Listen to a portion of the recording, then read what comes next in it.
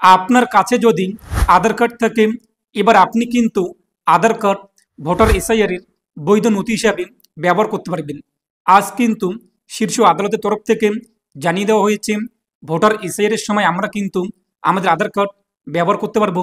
বিহারের এই যে ভোটার এসআইআর নিয়ে যে রায় আজকে শীর্ষ আদালত জানিয়ে দিয়েছেন, 11টি নয়, এখন আপনাদের কিন্তু 12টি নথির মধ্যে যে কোনো একটি দেখাতে হবে।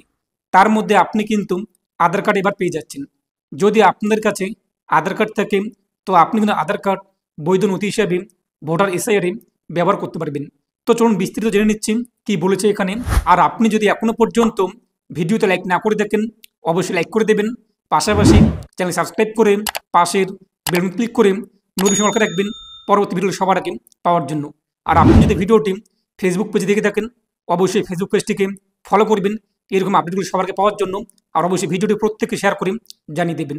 তো এই যে ভোটার এসআইআর, যার সম্পূর্ণ নাম কিন্তু স্পেশাল ইন্টেনসিভ রিভিশন, অর্থাৎ বিশেষ সংশোধন কর্মসূচি। আর ইলেকশন কমিশন অফ ইন্ডিয়া এই বিশেষ সংশোধন কর্মসূচির মাধ্যমে যে কাজগুলো করবে, প্রথমত দেখবে কারা কারা মৃত ভোটার এই বিশেষ সংশোধন কর্মসূচি অর্থাৎ এসআইআর এর মাধ্যমে তাদের নাম ভোটার লিস্ট থেকে বাদ যাবে। আর দ্বিতীয়ত যারা একের অধিক ভোটার কার্ড তৈরি করেছে, একবার গ্রামে তৈরি করেছে, একবার শহরে তৈরি করেছে, এরকম কিন্তু অনেক ভোটার রয়েছে, 2 থেকে 3টে করে ভোটার কার্ড রয়েছে, তাদের নাম কিন্তু লিস্ট থেকে বাতিল হবে। তাই আপনার কাছে যদি 2টো ভোটার কার্ড থেকে একটি আপনি এই মুহূর্তে সিলিন্ডার কিংবা বাতিল করে নিন। ভোটার ইসিআই যে পোর্টাল রয়েছে সেই পোর্টাল থেকে আপনি কিন্তু এই কাজটি করতে পারবেন। আর তৃতীয়ত দেখা হবে, অনেক ভুয়ো ভোটার রয়েছে, অন্য রাজ্য থেকে অন্য দেশ থেকে আসার পর নির্দিষ্ট জায়গায় নির্দিষ্ট একটি পার্টিকে ভোট দিয়ে জয়লাভ করাচ্ছে, তাদের নামও কিন্তু এই সমস্ত ভুয়ো ভোটারদের নাম কিন্তু ভোটার লিস্ট থেকে বাতিল হবে। আর তার জন্যই ভোটার এসআইআর কর্মসূচি শুরু হয়েছে ইতিমধ্যে বিহারে। আর এই বিহার নিয়ে কিন্তু অনেক মামলা ইত্যাদি অনেক কিছু হয়েছে, আপনারা প্রত্যেকে খবরের কাগজে দেখেছেন।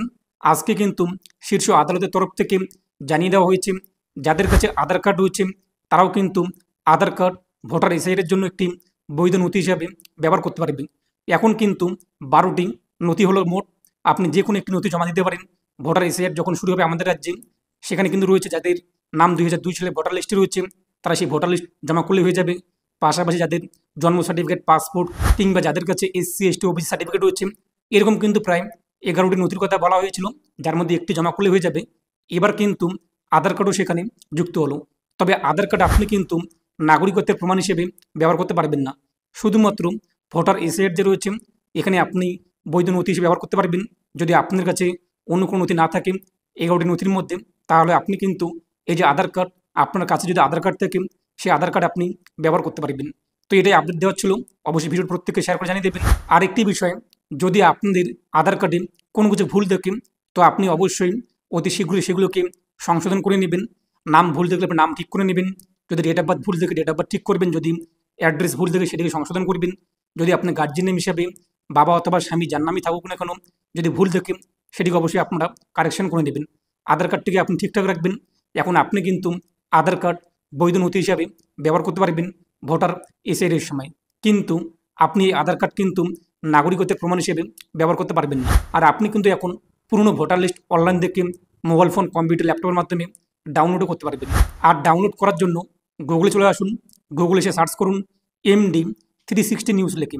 প্রথমে আপনি একটি ওয়েবসাইট পেয়ে যাবেন MD360news.com।